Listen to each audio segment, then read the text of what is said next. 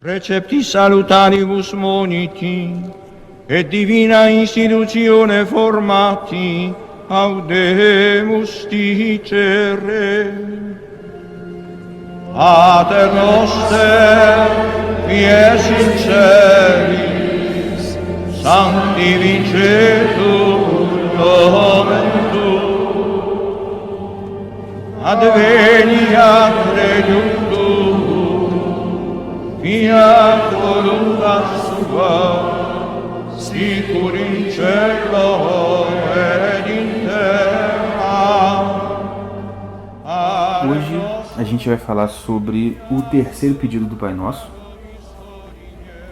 que é: seja feita a vossa vontade, assim na terra como no céu. E vocês vão entender o porquê, mas eu aconselho vocês de verdade ler o livro, continuar fazendo essa oração todo dia e ter o costume de orar mais mesmo, porque a gente aqui, né, por causa dessa quarentena, a gente acabou botando em prática uma coisa que a gente queria fazer há muito tempo, que era o culto doméstico, e tem sido muito bom também, porque a gente está percebendo diferença, né, diferença benéfica aqui dentro de casa, assim, visível, assim, realmente mesmo, até da gente, assim, a gente está muito mais amorzinho do que antes. Sério, essa mulher de vez em quando para e fala assim: nossa, você é tão lindo, isso, aquilo, assim, que isso, fica até sem graça, fica acrílico. Fala isso. Mas é esse tipo de coisa que a gente estava falando, que eu estava falando antes, né, sobre bruxaria e tal. Tanto pro lado do bem quanto pro lado do mal, a gente é muito materialista. A gente não acredita nas forças sutis, tá ligado? A gente não acredita que realmente você fazer uma oração e você nem tá falando as suas palavras na oração, você tá falando uma reza, né? Uma oração pronta. A gente não leva a fé de verdade que isso vai mudar alguma coisa. Entendeu? Por exemplo, né, o Ítalo, mas isso foi engraçado. A gente tava. Eu tava um dia, eu fui gravar aula e tal, né? E eu não sei porque, acho que eu fui editar. Eu não sei porquê, mas eu sei que eu fui dormir, né? Já era 3 e pouco da manhã. Aí eu, caraca, 3 e pouco, aí fui, né, pra cama. Aí cheguei no quarto, até eu tava acordado também. Eu falei, caraca. Aí ela foi me mostrar que o Ítalo tava fazendo uma live às 3 da manhã, rezando o terço. E tinha 9.000 pessoas na live. Caramba. Às 3 da manhã. Eu falei, uai, gente, que isso? E depois eu lembro de ver uma outra pessoa dizendo também que ficou acordada até 3 da manhã. Eu falei assim, eita, aconteceu alguma coisa nesse dia que todo mundo ficou acordado. Mas ó, eu não sei porque eu fiquei acordado aquele tempo todo, sem sono. Tava sem sono, né? Tanto que depois eu custei a ter sono na cama. E muita gente depois, né, meio que desdenhou um pouco do que o Ítalo fez. É muito por isso, a gente realmente despreza um pouco a oração. Porque a gente é muito levado a acreditar no que a gente vê, né? Eu estou fazendo. E a gente perde muito de vista o poder do invisível na nossa vida. Então a gente tem que tomar cuidado. Mas vamos voltar para cá. Então, os primeiros pedidos do Pai Nosso, tanto o primeiro quanto o segundo, eles se relacionam com a nossa relação com o mundo exterior. No primeiro a gente aceita, sem reclamar, sem dar nossa opinião sobre tudo, a gente adota uma posição mais passiva diante do mundo, diante das coisas que acontecem com a gente. E no segundo a gente faz uma coisa mais ativa. A gente, depois que entende que não tem nada, não sabe nada, mas mesmo a gente tem que agir, a gente pede, tá, o que eu faço? E, por meio da leitura da palavra diária, por meio dessa exposição à lei de Deus, a gente começa a ter contato com o que de fato Deus quer que a gente faça. Então é o positivo do que o antes for negativo. Mas tudo é relação da gente com o externo.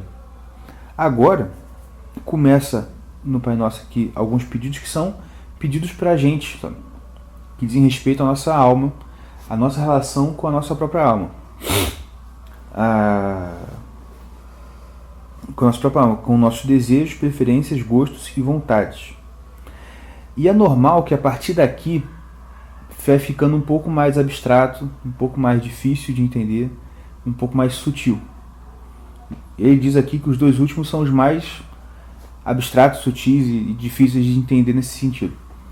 Mas que para a gente entender isso, é importante que a gente vá praticando isso. Né? À medida que a gente for aprendendo o que a gente está aprendendo aqui, a gente vai primeiro orando, lembrando disso, né? Trazendo esse significado à mente da gente enquanto a gente ora e praticando. Abrindo mão das opiniões, lendo diariamente a Bíblia. Por enquanto as coisas são mais práticas, são mais fáceis. Mas se a gente não tiver isso já feito, a gente não vai conseguir avançar e entender o resto. Entendeu? Muito bem, então a gente tem que participar dessas perfeições espirituais que ele vai ensinando para a gente conseguir entender pelo menos as outras. Claro que a gente tem que fazer tudo perfeitamente, a gente não é santo. A gente é chamado para ser, mas a nossa condição não é essa. Porém, a gente tem que pelo menos tentar, né, ir em direção a isso para a gente conseguir entender pelo menos isso. E aí ele vai explicar aqui, não sei se a gente já explicou isso antes, mas é bom a gente falar explicitamente sobre o que é a perfeição espiritual. Né? O que é isso aí de perfeição espiritual? Ele explica aqui. As perfeições do Pai Nosso se referem a perfeições desse tipo. Modificações que Deus faz na alma do homem para que este adquira certa capacidade de operar que não possuía antes. Ele fala sobre isso, por exemplo, faz a comparação com metal. A partir do momento que o primeiro ser humano entendeu que de um certo forma, de um certo jeito, o metal consegue cortar, ele mudou todo o modo dele operar no mundo. E com ele mesmo. Ele viu uma arma agora. Isso é uma coisa até que eu já ouvi um amigo falando, que um professor dele disse que um povo armado ele tem a cabeça diferente. Né? A cabeça, por exemplo, a cabeça do povo americano é totalmente diferente da nossa. Um dos elementos que contribuem para isso, para essa mentalidade totalmente diferente da nossa, é o fato deles terem armas. Porque quando você não é uma pessoa que depende exclusivamente, por exemplo, né, de uma proteção de um outro, mas ele tem um dever de me proteger. Né? Por exemplo, aí você acaba com o mantra do Ítalo, que é importantíssimo, né? Ninguém me deve nada. A gente nasce com um monte de coisa, um monte de gente devendo a gente. Agora, o americano, o cara que nasce dizendo, nesse país aqui, ó, você é livre fazer o que você quiser, você pode ter arma. Então, você poder ter arma, você ter essa liberdade, você traz para si uma responsabilidade disso. Olha, eu não conto com a polícia. E claro que eu não conto no sentido assim, eu não dependo da polícia, melhor dizendo. Se entrar alguém aqui, eu desço o ferro nele. Eu passo fogo, passo fogo nele. Se a polícia chegar antes, ótimo, maravilha. Mas não dependo deles. Você tem mais de um caminho. Exato. Você tem mais possibilidade de ação. Então, e é o que ele fala aqui. Essas perfeições espirituais dão pra gente esses instrumentos. É igual quando a gente faz também jiu-jitsu, né? Quando você começa a fazer jiu-jitsu, você pensa, caraca, eu não sabia que eu podia fazer isso com o meu braço. Eu não sabia que eu podia rolar assim. Entendeu? E é o que o Marcos estava falando naquela live, última live que ele fez com o Gugu, que eu estava ouvindo hoje. Ele fala isso, que o bom da arte marcial é isso. Você, por exemplo, você todo dia vai fazer aquele treinamento, esse aquecimento. Mas aquele aquecimento ali é um treino do movimento, que você vai usar a vida inteira naquele negócio. E que numa situação, você está no meio de uma luta, você vai precisar cair daquele jeito. Então aquele aquecimento ali vai firmando na sua cabeça aquele movimento, você não precisa pensar mais para fazer isso. E até assim, diferença de um faixa branca para faixa preta, não, assim, até pela questão de tempo de treino, de conhecimento, o faixa branca, você faz uma coisa com ele, você já espera que ele reaja de uma maneira. Uhum. Quando você tá lutando com faixa preta, ele tem tanta possibilidade de fazer alguma coisa que você não sabe o que vai sair dali. Exatamente. Isso eu sempre tinha essa sensação quando eu estava com o professor. Cara, eu falo assim, mano, de repente o cara me dá uma chave de orelha, sei lá, eu me perdi. Entendeu? Tá no estrangulamento, do nada vai pra chave de pé. Exatamente. Isso só que eu tinha, ele era assim mesmo. Ele começava a fazer o estrangulamento. Eu defendia, pum, o pé ia embora. Assim, caraca, cara. Eu tava aqui em cima, não agora no meu acabei pé. de defender aqui, pum, perdi. Enfim. Então, continuando aqui. É o que a gente falou, essas perfeições espirituais são ferramentas que vão fornecendo a gente novas maneiras de operar sobre nós mesmos, sobre a realidade. E esse é um dos motivos pelos quais o Evangelho tem esse nome. O Evangelho, o que significa Evangelho? É boa notícia, boa nova. E a ideia é essa. Evangelho quer dizer boa nova, boa novidade. Na medida em que realizamos ou experimentamos um novo aspecto da vida divina, descobrimos uma nova maneira de operar. E essa nova maneira é sempre boa. E vai trabalhar um pouco mais disso aqui depois. Mas essa é a ideia, basicamente. Então, as duas primeiras perfeições que a gente explicou aqui é mais fácil entender porque são coisas mais práticas que, como a gente disse, mais referentes ao mundo. O problema começa quando a gente começa a falar sobre a alma da gente. Porque, por exemplo, todo mundo sabe que as coisas... Assim, a ciência, ou a ciência sobre a existência das coisas, todo mundo tem. Se você perguntar para alguém que está aqui, você sabe que essa televisão está aqui, esse sofá está aqui, assim, sei. Só que o que falta muito na percepção de mundo das pessoas é a ideia da existência das coisas dentro de um conjunto mais universal. Você entender que vocês estão aqui, nessa casa, que está nessa rua, que está nesse bairro, que está nessa cidade, que está nesse estado, que está nesse país, que está nesse continente, nesse mundo, nesse universo. Né? Se já é difícil as pessoas terem essa noção sobre as coisas materiais, visíveis, quem dirá das coisas, quem dirá da própria alma? Porque isso acontece também. Às vezes a gente pensa, que, por exemplo, um pensamento que a gente tem, uma emoção que a gente sente, tá lá. A gente pensa que ela tá solta aqui dentro, do mesmo jeito que, sei lá, uma pedra tá solta ali, um paralelepípedo tá solto. Tá? Mas não é. É o mesmo raciocínio. Dentro da gente também existe um mundo inteiro. E da mesma forma que as coisas aqui no mundo físico, elas não surgem e desaparecem do nada, existem leis que explicam o nascimento de uma planta e o porquê que a planta morre. Da mesma forma também existem leis psíquicas que explicam por que você pensou aquilo ali e por que aquele pensamento saiu da sua cabeça. Só que quem tem ciência disso? Quase ninguém. A gente só pensa e sabe que pensou porque, né, a gente tem consciência. Consciência é isso, né? É você saber que você está pensando o que você está pensando. Falando de negócio, aí do nada fala um troço nada a ver. Aí eu falo assim, aqui isso, eu falo isso, daí disso eu pensei nisso, aí nisso. Uhum. Aí que eu cheguei. Exatamente.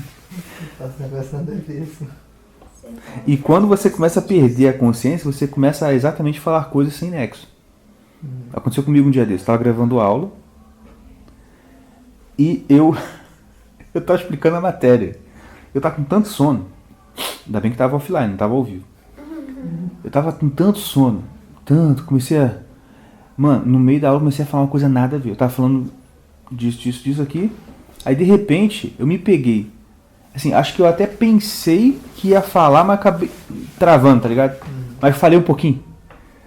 Tipo assim, do nada, no meio da aula, eu me imaginei na rua, falando pra Débora estacionar o carro, numa vaga que já tinha aparecido, e eu ia falar, estaciona aqui, eu ia falar. Tanto que na edição, quando eu fui, até botei assim, encaixado pra eu lembrar que aquilo ali tinha atenção.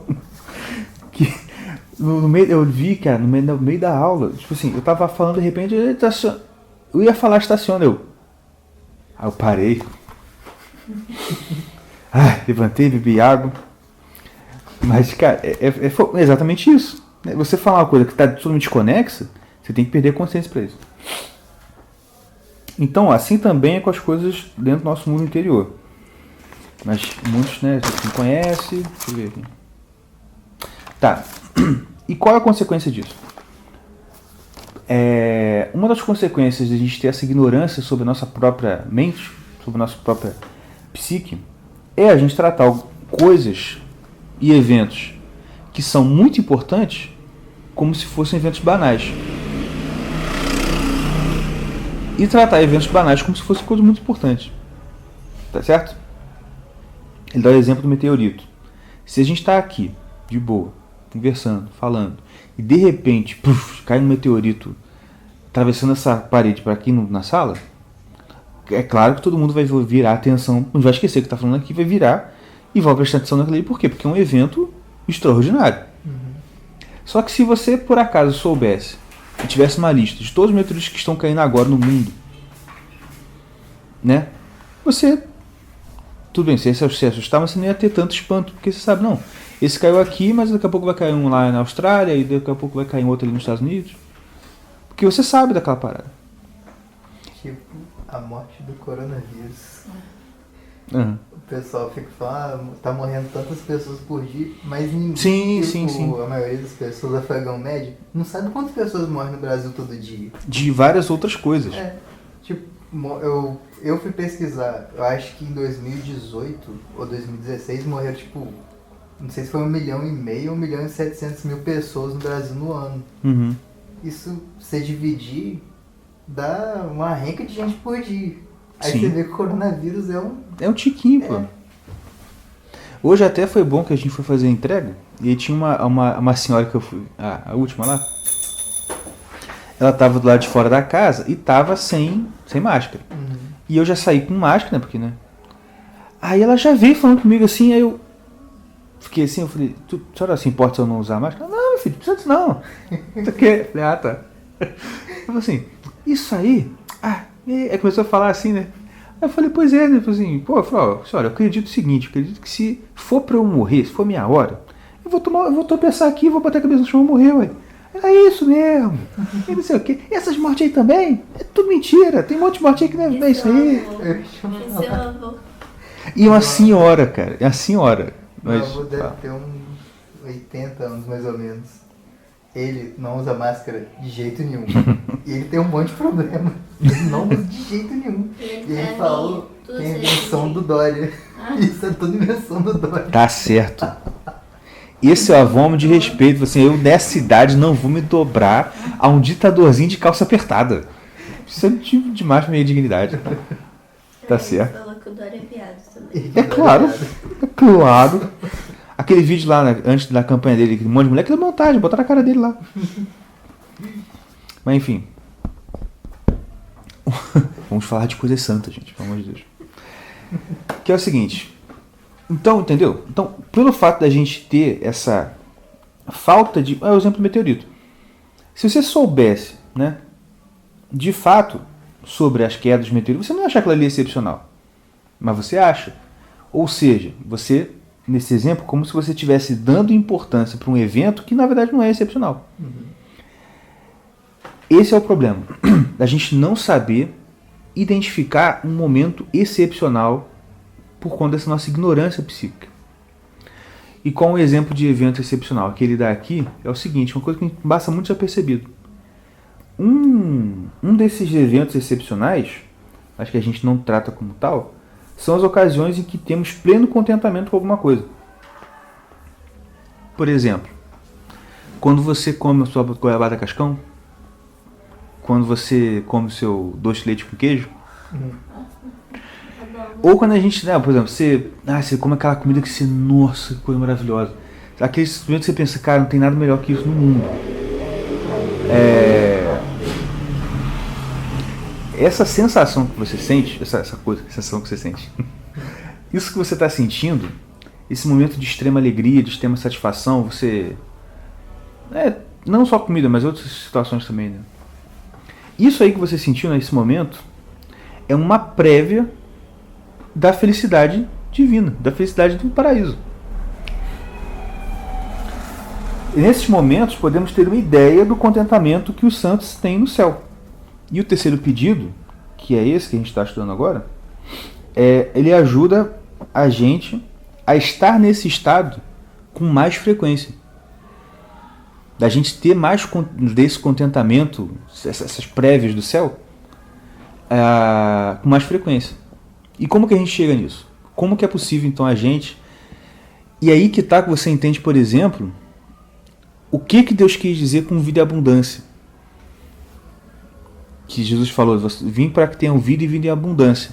Aí o pessoal da prosperidade vai dizer que é porque, então você vai dar dinheiro para mim, para você ter carro, e ppp, popopó. O pessoal esquerdista vai dizer que isso aí é a promoção dos direitos humanos. Cada um usa para fazer a merda que quiser. Mas o que de verdade ele quer dizer com isso? Quando ele fala de vida em abundância, é óbvio que a imagem que você tem é o seguinte: é uma vida muito, muito, muito feliz, plena, realizada. Isso dá a ideia de felicidade. Não tem como tirar isso. Ou ninguém imagina que, não, vida abundância é cheia de problemas. Não, isso é bobeira. Isso é uma piada no máximo. Beleza, então como chegar lá? Porque o mesmo Jesus que falou que veio para dar vida e abundância, falou que a gente ia ter aflição no mundo e que a gente não ia livrar a gente disso.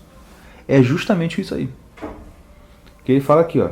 Contudo, para que essa felicidade excepcional ocorra, é necessário que certo desgosto, que certa infelicidade, que certa tristeza aconteça antes. E qual desgosto é esse? O desgosto que Deus quer induzir na gente é a tristeza, a tristeza que é produto da diferença, do descompasso entre a nossa, entre a lei de Deus e a nossa vontade. Ou dito de outro modo, entre a vontade dele e a vontade nossa. Por isso que o pedido é: feita a vossa vontade como? Assim na terra como é no céu. Esse é o sentido do pedido. Tá entendendo? Então, o que Deus quer é isso. Ele quer levar a gente para que a nossa vontade seja igual a dele, porque o céu é o lugar da plena alegria. Certo? Então, a pessoa adquiriu a segunda perfeição, a pessoa que já adquiriu, né, aquela segunda perfeição, que é entender o que Deus quer da vida dela, entender que aquilo que está na Bíblia se aplica na vida dela, ela vai poder agir dessa forma, que já sabe o que Deus quer que ela faça e tenta fazer, com o tempo, onde ela vai chegar? Ela vai chegar na seguinte situação: olha, de novo, fazendo outra referência ao que o Paulo falou. O bem que eu quero, eu não faço. E o mal que eu não quero, eu faço. É isso aí. Entendeu? Você, lá no segundo pedido, você aprendeu o que é a vontade de Deus pela leitura da Bíblia. Você se depara com a sua vida, você sabe que naquela situação a escolha certa é X, mas você não faz. Você tenta fazer, mas não consegue. E se você está constantemente tentando fazer o que é certo, sempre tentando fazer o que é certo, e isso aí, se você sempre tenta fazer aquilo que é correto diante de Deus, o que está na lei de Deus, o que está no Evangelho, isso vai gerar em você um sentimento de infelicidade. Em que sentido? Não é nem a infelicidade de você tentar fazer o que é certo, até falei errado. Não é nem porque você tentou fazer o que é certo e não conseguiu. A causa dessa infelicidade é, para o sujeito, o fato de que, para adquirir um bem, que é ter feito a vontade de Deus, ele teve que abrir mão de outro. Então, é essa tristeza aí. A que tristeza ele está se referindo, que é a tristeza que vai levar a gente à felicidade que Deus quer? É o seguinte: você, de novo, né? Vamos voltar lá. Você conhece a lei de Deus, você sabe agora o que Deus quer. E você seguiu. Por exemplo,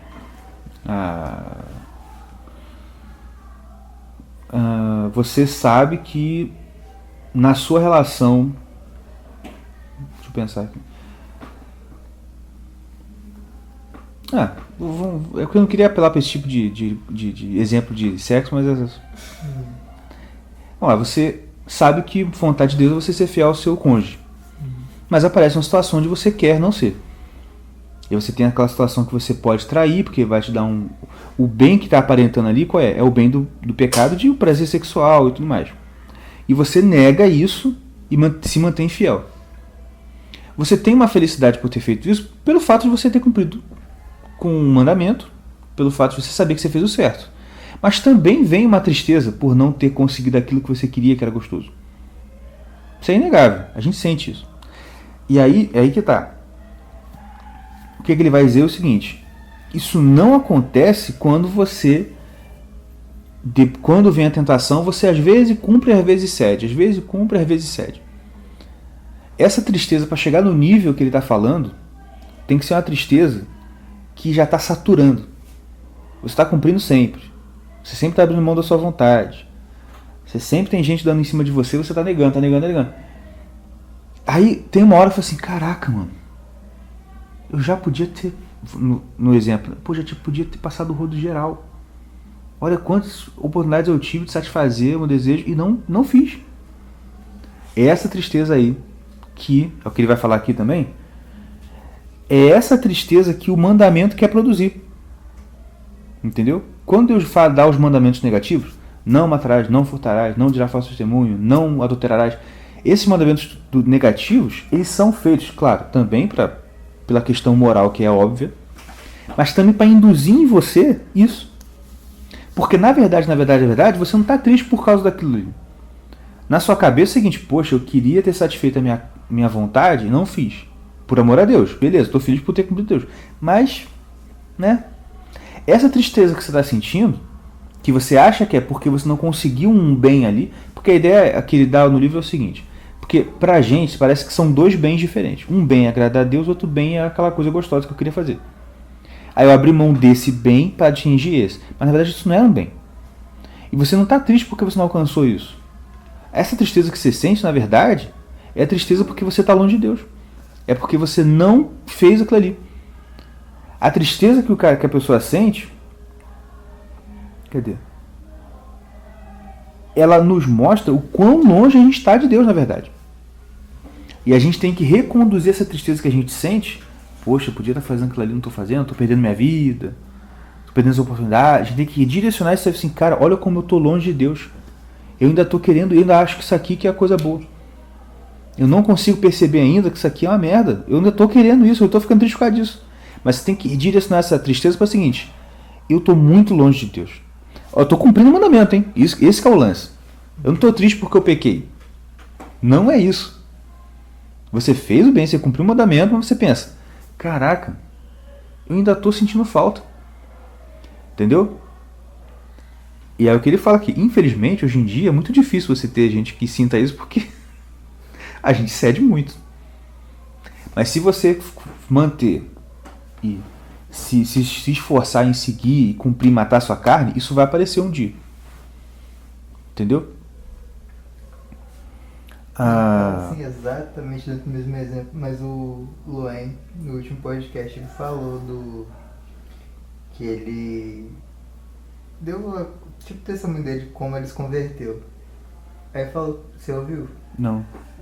Ele falou que, tipo assim, meio que ele se entregou mesmo, tava bebendo direto, ficava com um monte de mulher lá, não sei o que. Só que ele nunca estava satisfeito. Ele sempre sentia uma tristeza que ele não sabia nem explicar o que era. Parecia que ele estava vazio, não fazia nada. É. Aí ele foi fazer Aí ele fala depois que foi fazer uma caminhada lá, não sei o que, encontrou com o cara, conversou com ele. Que bom. Mas cara. Então ele parou com. Eu não acompanhei. Ele parou com aquele close friend dele lá. Com? O close friend de Instagram. Parou? Não, porque ele tinha um close friend de dar os rolês dele na. Mas enfim. Tá bom. Então a ideia é você entender que a sua dor não é porque você deixou de praticar uma coisa que você achou que era boa. A sua dor é a dor da distância que você dá de Deus. É da ausência de Deus. Mas como assim? O que seria essa... que a ausência de Deus é essa? Quer ver? Até falar aqui, vou ler aqui. É importante, porém, não confundir as coisas. Estar privado de Deus não é não ter o sentimento da presença dele.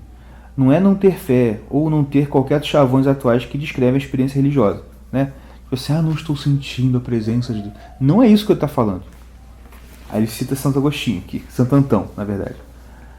Experiência religiosa não é isso. No dizer de Santo Antão, estar privado de Deus é não ser capaz de perceber Deus tão claramente como se percebe uma dor de dente. Se você não consegue sentir Deus igual você sente uma dor de dente, você está afastado. Entendeu? Então o negócio é bem mais em cima, né? Ou não embaixo, né? Bem mais em cima. é por não perceber o Deus como ele é de fato que você deseja outras coisas. Entendeu? Por quê? E aí vem aquela pergunta básica do jovem, né?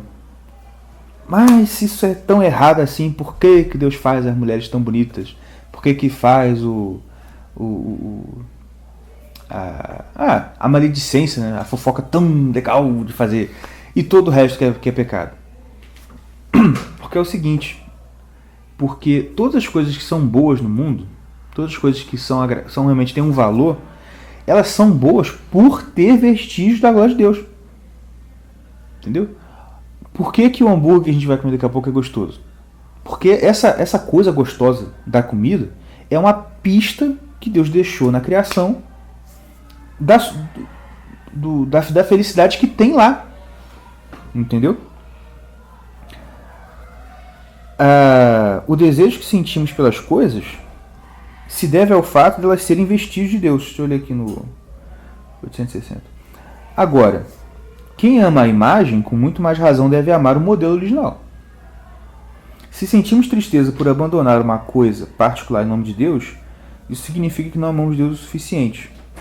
Que apesar da constância da nossa prática, ainda estamos muito distantes dele. Isso é uma coisa que eu vi também naquele livro do Rabino sobre casamento. Eu acho que eu já contei isso aqui.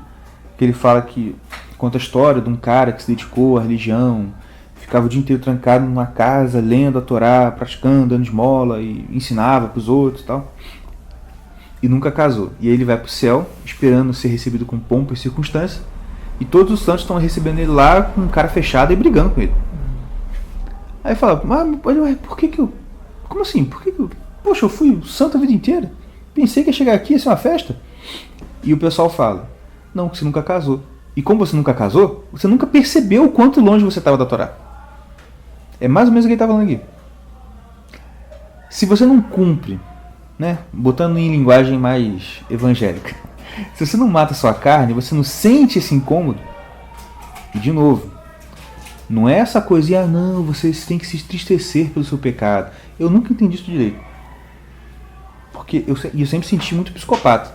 Assim, cara, se o que eu tenho que sentir é tristeza por pecar, eu sou muito doido, porque eu acho maneiraço. Acho bom. Porque não é isso. A tristeza vai vir quando você começar a cumprir. O que você tá falando, né? Então, assim, como na oração você está pedindo bens espirituais, essa é a diferença. Você tem essa tensão entre o que você está pedindo e você acha que aquilo é igual eu falei. Você se determinou a fazer fazer jejum. Só que você vai sentir fome. Você vai te vontade de comer. Aí o macaquinho. E aí, qual é o lance? Por você cumprir esse jejum, você vai sentir fome e provavelmente você vai sentir triste porque você queria comer. Você não queria estar fazendo jejum, mas você fez mesmo assim. Então, por ter cumprido o mandamento, por ter feito e por ter sentido a vontade de comer, quer dizer, aquele sentimento oposto ao cumprimento do mandamento que você vai sentir, porque é isso que você tem que pegar esse sentimento. Meu Deus, agora o pior que capota lá. Pegar essa tristeza que você está sentindo por causa de ter cumprido o mandamento, você tem que pegar isso e entender que esse sentimento não é um sentimento. Você não está triste por causa da comida. Você está triste porque você é um ímpio. E você não entende que esse tentinho de tempo que você está sem comer não se compara ao benefício que você está tendo por estar fazendo o jejum. Essa é a ideia. Essa é uma operação que você tem que fazer de entender isso. Olha, eu pedi que a vontade dele seja feita. E por estar fazendo a vontade dele, eu estou sentindo isso. Eu estou sentindo essa tristeza. Tá entendendo? Uhum. E é aí que vem a bem-aventurança. A gente já falou do pedido. Qual a bem-aventurança que é ligada a ele? Bem-aventurados os que choram. Que a terceira bem-aventurança é essa. Quando ele diz bem-aventurados os que choram, é esse choro que ele está falando. O que vai receber o consolo é esse choro. Entendeu? É esse choro da pessoa piedosa, é o choro do piedoso. É o choro da pessoa que está cumprindo, e por estar cumprindo, ela sente essa dificuldade. Mas como eu falei, isso só vem depois que essa tristeza está saturada. Você já está cumprindo muito tempo e você fala, caraca, tem hora que bate uma tristeza e você fala, puxa, cara, podia estar aproveitando minha vida, podia estar fazendo outras coisas. Então, quando você começar a pedindo que a vontade dele seja feita aqui na terra como no céu, ou seja, na sua vida como é lá, porque o que você está pedindo é isso, né? Que a vontade dele seja feita na sua vida, que você sinta o que é estar lá, que a sua vida e o céu sejam uma coisa só. Por pedir isso, então você vai passar por esse sofrimento, você vai chorar, e aí vem com essa questão do choro. Deixa eu pegar.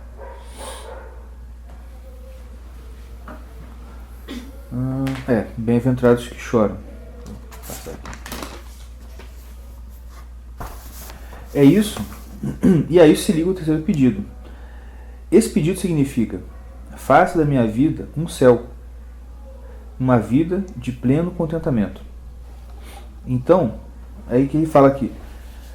E se você está pedindo que a vontade seja feita assim na terra como no céu, a pergunta que ele faz é o seguinte: qual é a vontade de Deus no céu? Como é que se opera a vontade de Deus no céu?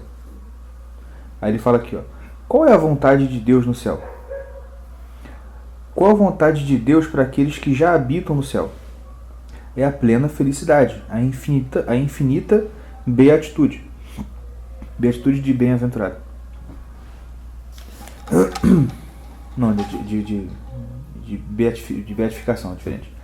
Como vivem aqueles que já alcançaram a promessa divina? Vivem em infinita felicidade. Quando o sujeito pede, seja feita a vossa vontade, assim na terra como no céu, está pedindo que a sua vida aqui seja tão feliz quanto a vida dos santos no céu. E é isso. Por quê? Vocês acham que lá no céu, quem está no céu, ele está passando por algum tipo de tristeza? Deus está botando tristeza para ele ir para um outro lugar? Não, já é lá. Então o lugar da perfeição já é lá.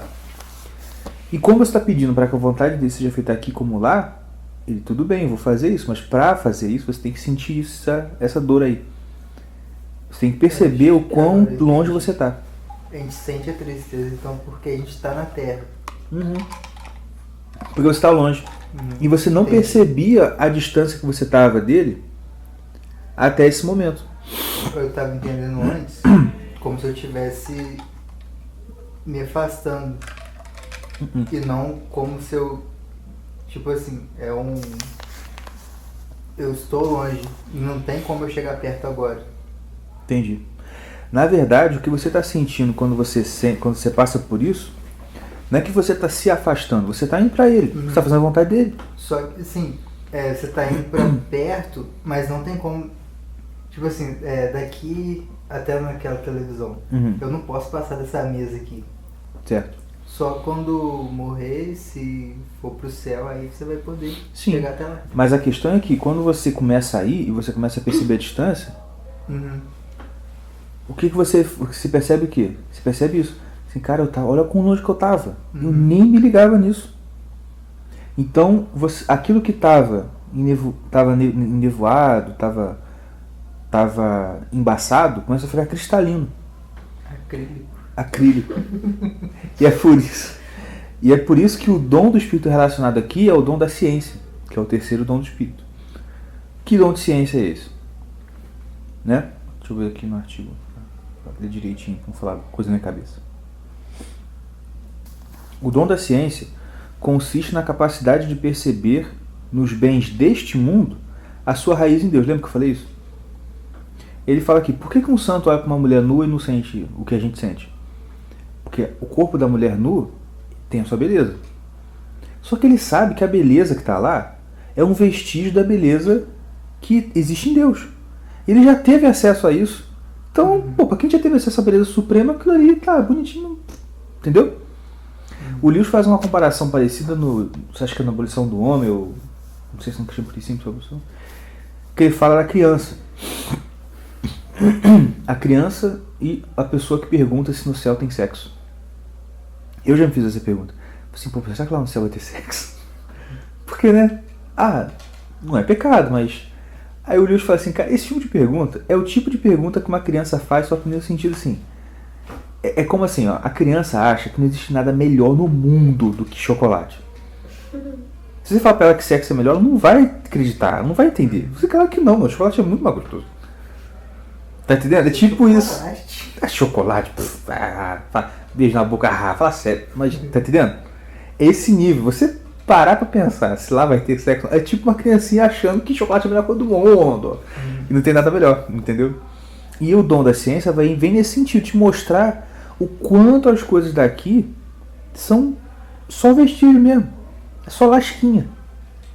É só uma farpinha que você viu caindo de uma coisa que é gigantesca. Tá entendendo? Agora, esse dom da ciência, como todo dom, e a segunda parte desse quaternário, sempre é Deus dando pra você. Deus vai te mostrar isso. Entendeu?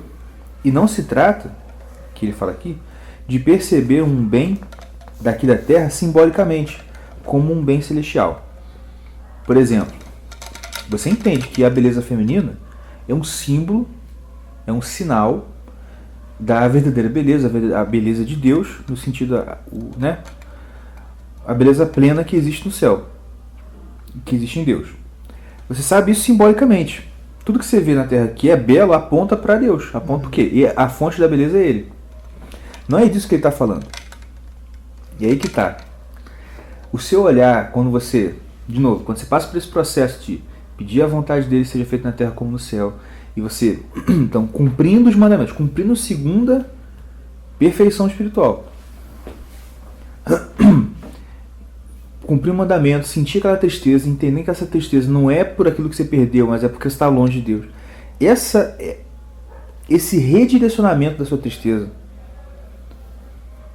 não vai te fazer perceber isso. Ah, não, aquela mulher ali é bonita porque, né, beleza vem de Deus. Não é isso.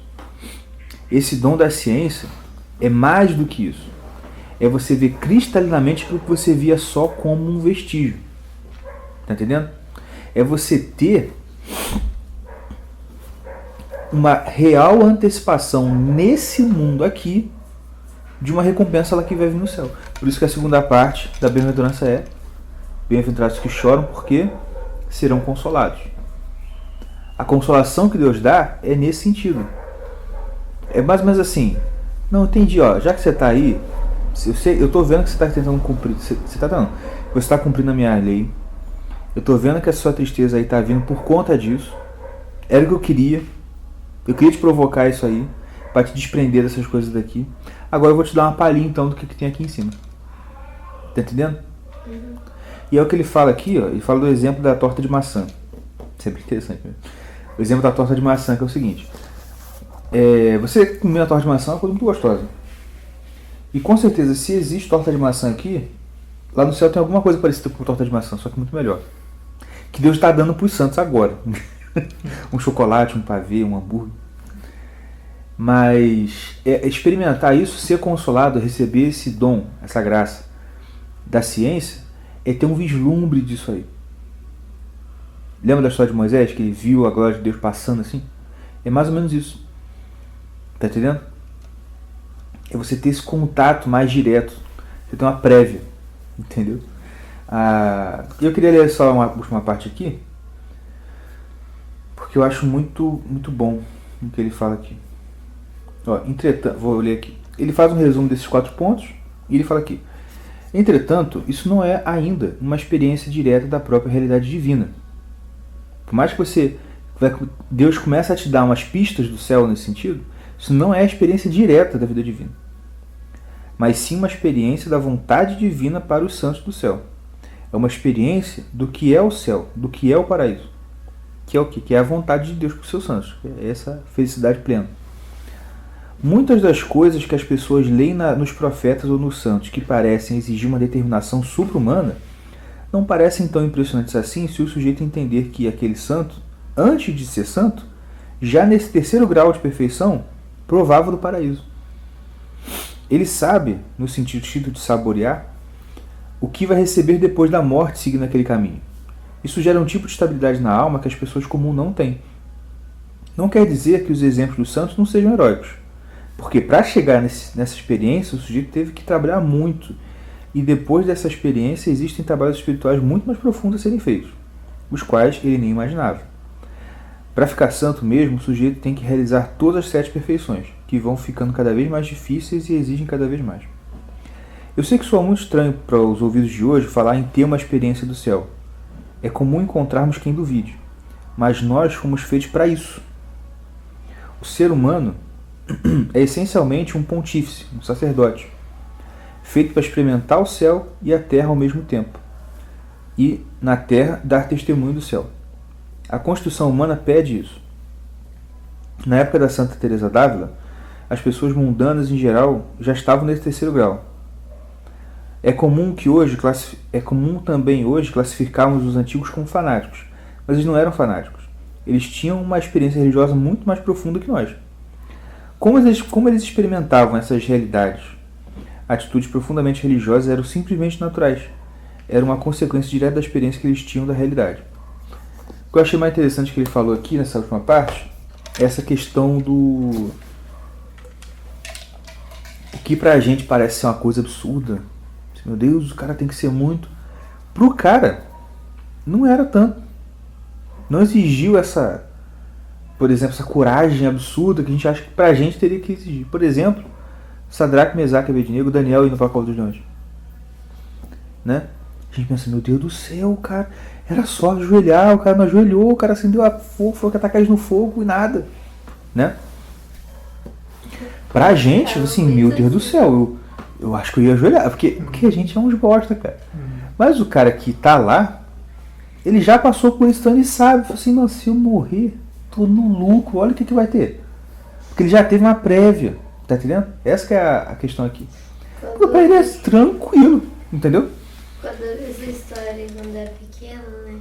Tinha um livrinho que tinha ilustração deles no fogo. Uhum. Aí eu ficava assim, cara burro. Era só ele ajoelhar orando, falando, Deus, estou ajoelhando aqui, mas... A gente sempre de mentirinha em Deus. Mas é de mentirinha. Aqui é só fingimento, coração é contigo, tá? A gente sempre... Porque a gente é vagabundo demais, cara. Hoje eu tava vendo uma história que hoje é dia de Santa Cristina, sabia? Que não por acaso não é minha mãe Cristina. E a Débora me falou que ela era santa. Essa sua mãe é santa. Eu sei. Que pra aguentar meu pai e meus irmãos tem que ser santa mesmo. A Débora também. Pra cuidar de 3 crianças. Nossa, eu cuidei de 2 primos meus por 1 hora, quase morri. Uhum. Mas, cara, parênteses. Eu já ouvi isso também na live do Marcos. Tem coisa que você só aprende a fazer quando você faz muito. Por exemplo, ter filho, cara. Hoje ele falou um negócio lá que hoje eu falei assim, cara, isso é verdade. Porque assim, você quer saber como é cuidar de filho? Tenha 5. Aí hoje, com 3, eu falei assim, mano, isso é muito verdade. Porque no início, igual, a Débora mesmo fala que tem umas amigas dela, não vou falar o nome, né? Não dá spoiler. Porque senão tá, já sabe o nome da minha esposa, fica sabendo fazer as ligações aí, daqui a pouco a Bin tá aí. Quer dizer, a Bin já tá ouvindo a gente, né? Mas enfim. É brincadeira, hein? Mas é o seguinte. Não, e você sabe que essa brincadeira de agente Nogueira, teve um cara que trabalha na BIM, que chama Nogueira, que é fã que era fã do Ninguém Se Importa e mandou mensagem pra ele. Mas enfim, o que eu ia falar? Dos amigos da Débora. Da amiga da Débora. Rapaz, ela falou assim que hoje mesmo ela falou assim, olha, a fulana tá dando o quê? Um bolinho de banana pro neném, pra Bia, e a Bia nasceu quase junto com o Estevam, né? Um dia depois. Eu até sei quem que é. Uhum. É só pra gente ver. Só você saber. A Bia já tá comendo bolinho? Eu não sabia, gente, eu tô por fora. Aí eu pensei assim, o que é? Pegar o primeiro. E como é o primeiro, tá assim, eita, agora ela fez 3 meses, então ela já pode comer isso. Ela tá acompanhando na tabelinha assim, né? Que se normal, a gente não tinha condição, mas se a gente tivesse condição hoje, a gente ia ficar assim pro primeiro filho. Aí o terceiro, 4, tá vivo? Tá, caiu, morreu? Não, ufa. Foi. Entendeu? Igual a esposa do Fred. Ela tava bolada porque o filho dela na escola tomou Guaravita. Que ele nunca tinha tomado Guaravita antes, que Guaravita é muito doce, que não sei o que. Imagina quando o moleque tiver adolescente indo pra festa bebendo. Colega do meu pai dava na mamadeira Coca-Cola pro filho dele. Na mamadeira. Pois é. Mas Já já era Débora terceiro. Vinete. E era, não, o terceiro é de ferro. Esse que é o lance, o terceiro é de ferro mesmo, cara. Esse menino vai fazer 10 meses, a gente não teve uma febre? Teve febre, sabe quando? Quando tomou vacina. Só. Caiu da cadeirinha, estava com a cara no chão, tá aí. Falando bem pra caramba. Mas enfim, é isso. Eu ia contar da Santa Cristina. Daqui a pouco eu não contei. Alguém mandou, acho que a Débora mandou, que ela tem uma amiga que é católica, lá de Bom Jesus. Ela é muito católica mesmo. E aí ela botou lá, hoje é dia de Santa Cristina. Aí me mandou, eu mandei pra minha mãe. E aí, mãe? Bem que a Débora nem falou que você era essa. E pior que a Santa parece minha mãe mesmo, a carinha dela. Aí eu fui pesquisar, né? Eu falei, deixa eu ver essa história dessa mulher, Santa Cristina. Cara, sensacional. Essa Santa Cristina era filha de um oficial romano. E que, no ano 300, no ano 290 e pouco, estava bem no início da igreja mesmo. E ele estava perseguindo a igreja, né? Roma estava perseguindo a igreja, e ele também era bem rígido, bem duro, perseguia os cristãos mesmo. Pegava eles, dava chicotada, humilhava eles, enfim.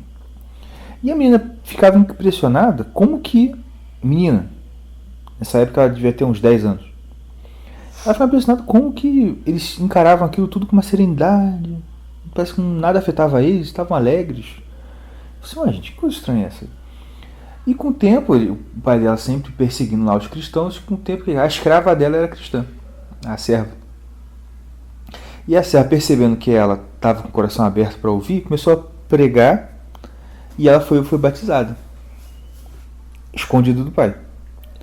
O pai ficou sabendo, ficou furioso, brigou com ela não arredava, e quanto mais o pai brigava, mais firme ela ficava, que não ia negar a fé, que não ia.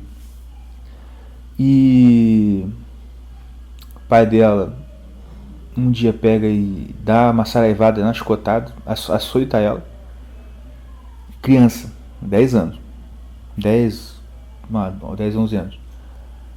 Açoita a menina não nega. Joga a menina no fogo e ela não queima. Caraca. Faz lá uns negócios, enfim. E quanto mais o pai fazia maldade com ela, mais ela ficava irritada. Até que o pai morre de raiva, literalmente, tem infarto. De tanto ódio que ele tava com a menina lá.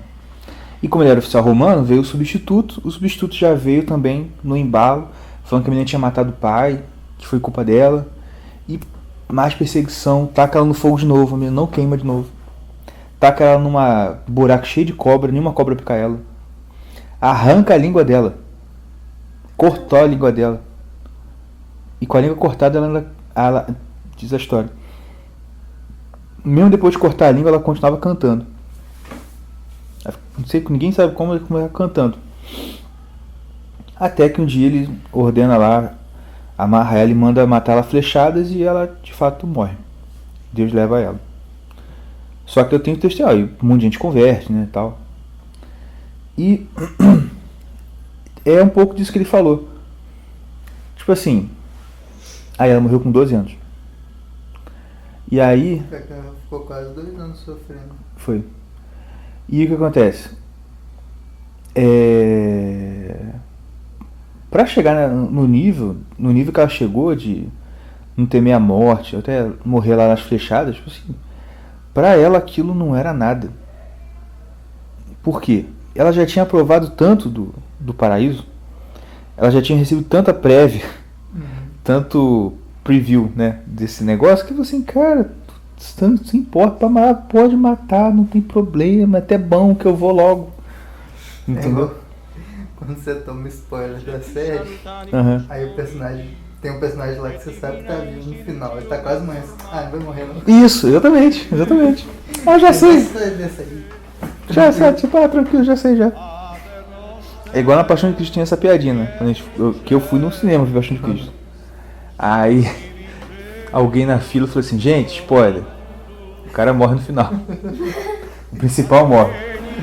Aí alguém falou assim, não, morre não, ressuscita. Fiat voluntas sua, sicur in cielo ed in terra. Alem nostrum quotidianum da nobis hodie, et dimitte nobis debita nostra, sicur et nos imitimus debitoribus nostris, et ne nos inducas in tentatione, et libera nos a male.